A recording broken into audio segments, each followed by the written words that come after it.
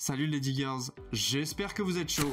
Que vous soyez là pour surfer sur la vague des nouvelles technologies ou juste pour vous faire un peu ou beaucoup de flouze, d'oseille, de caillasse ou même de Yaska, je vais vous montrer la manière la plus simple d'acheter de la crypto. D'ailleurs, j'espère que tu suis les opportunités sur mon Discord. Et si tu le fais pas encore, c'est dans la description, en accès libre, alors fonce. Investir dans la crypto et même investir tout court, c'est pas juste lancer une pièce et prier pour qu'elle tombe sur le bon côté. C'est des jeux de rentabilité. Et pour augmenter tes chances, comment on fait ?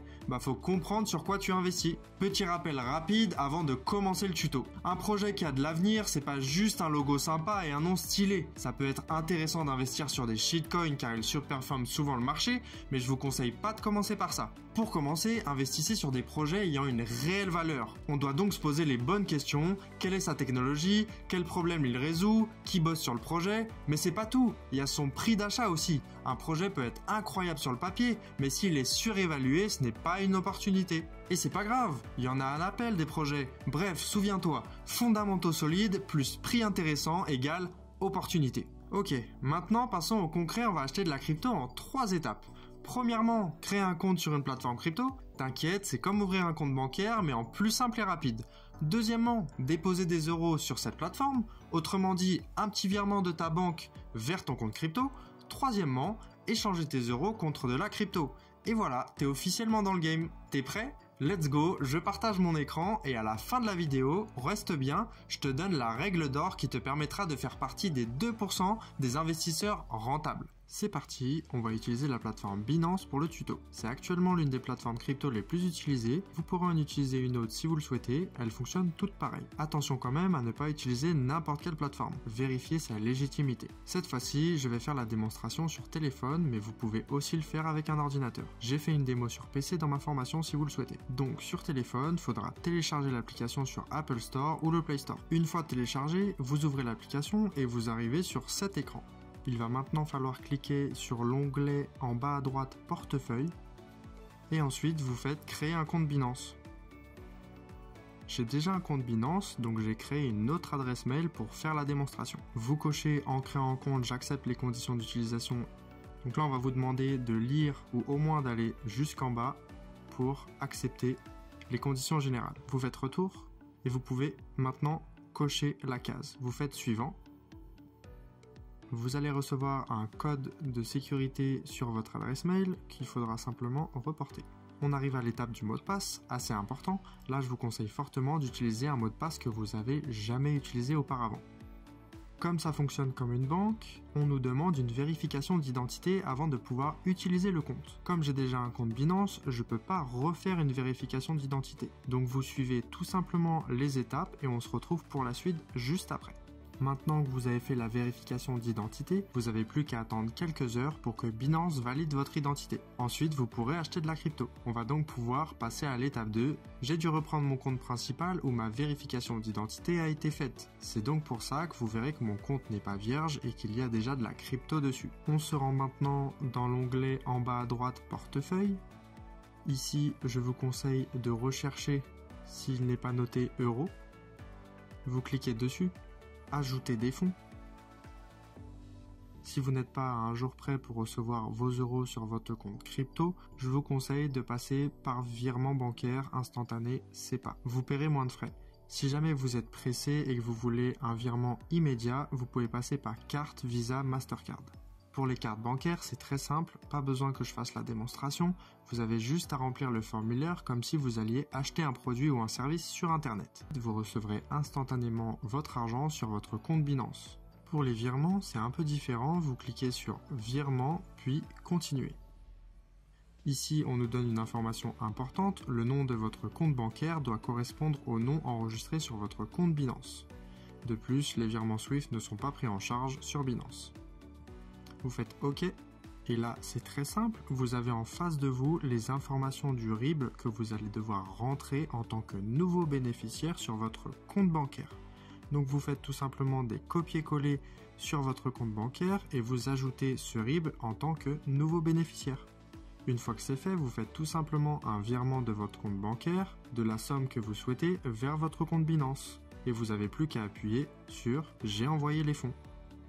Vous recevrez donc un mail de Binance vous indiquant que vos fonds sont bien arrivés sur votre compte Binance. Une fois que vous avez bien reçu vos euros sur votre compte Binance, on va pouvoir passer à l'étape 3. La chose à savoir, c'est qu'il est possible de faire l'étape 2 et l'étape 3 en une seule manipulation. Je vous montre, même si c'est pas ce que je vous conseille de faire. On se retrouve dans notre portefeuille et si vous voulez faire encore plus vite, eh bien il est tout à fait possible ici dans la barre de recherche de taper le nom de la crypto que vous voulez acheter directement, même si vous n'avez pas encore d'euros sur votre compte Binance. Je prends l'exemple d'Ethereum, je clique dessus, je fais ajouter des fonds, acheter avec des euros. Je saisis le montant en euros que je souhaite dépenser pour récupérer l'équivalent en Ethereum, sélectionnez le mode de paiement.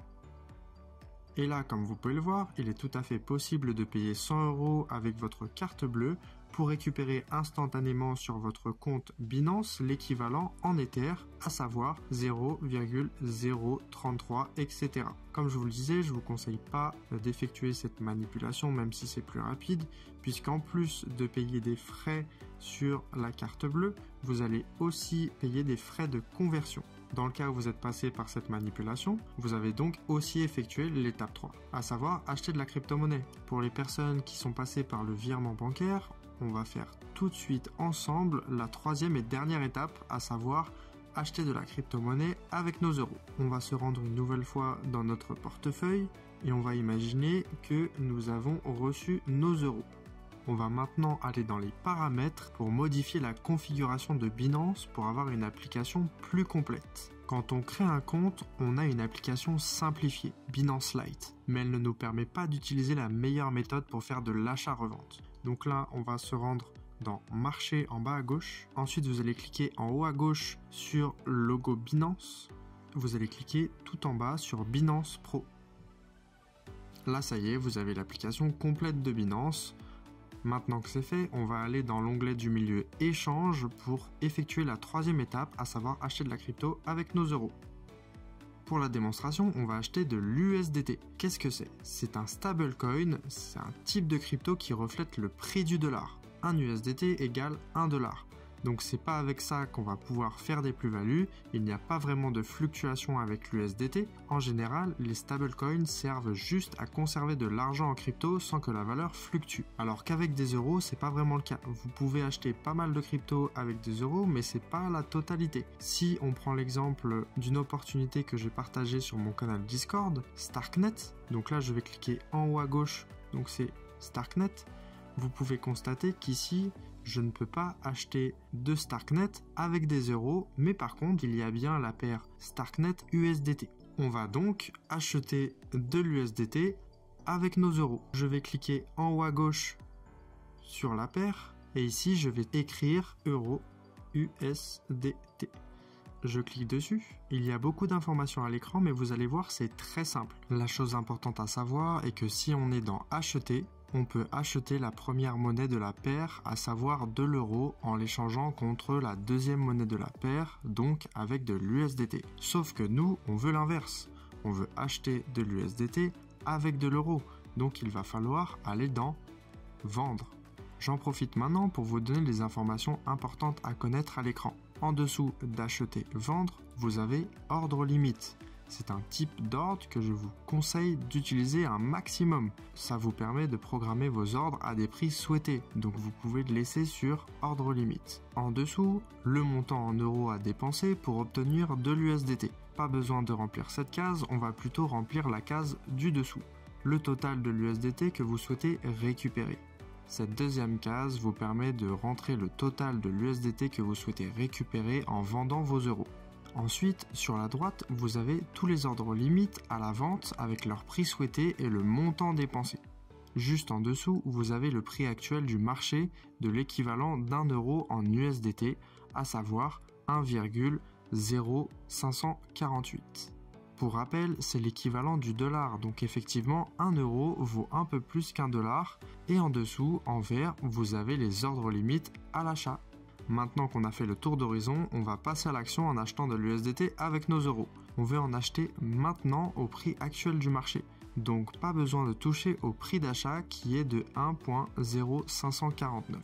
Du coup, on a juste à indiquer le montant souhaité en USDT. Ici par exemple, je peux noter 100 USDT, ou sinon je peux utiliser la jauge qui me permet de vendre la totalité de mes euros pour récupérer l'équivalent en USDT. 98,70 € correspond à 104,11 USDT.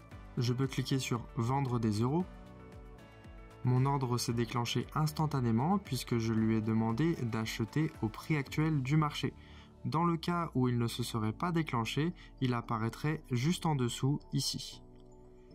Je vais donc vérifier dans l'onglet en bas à droite portefeuille que j'ai bien de l'USDT dans mon portefeuille.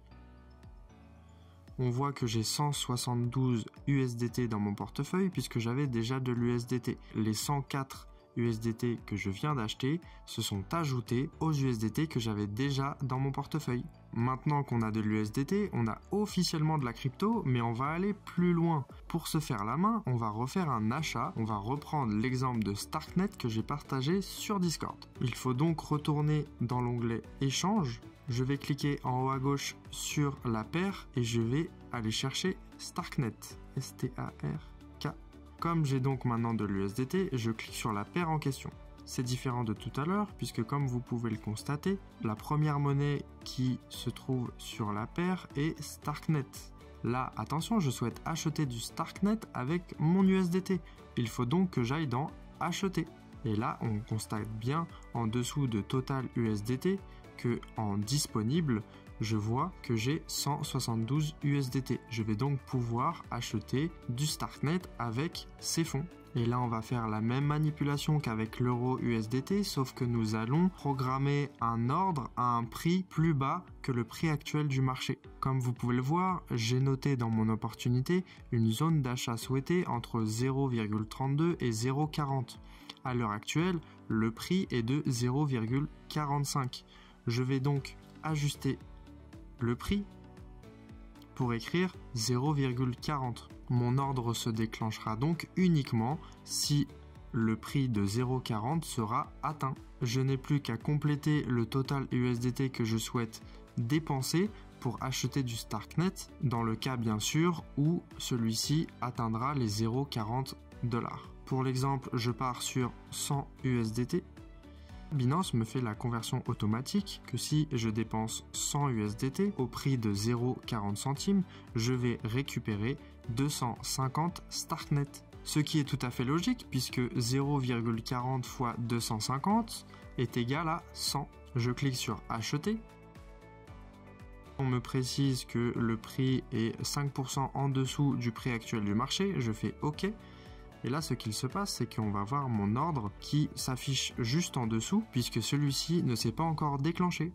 Je n'ai plus qu'à attendre que le prix descende à 0,40 centimes pour que mon ordre se déclenche et que j'obtienne 250 Starknet à la place de mes 100 USDT. Et voilà, maintenant tu sais comment acheter de la crypto facilement. Mais attends, c'est pas fini.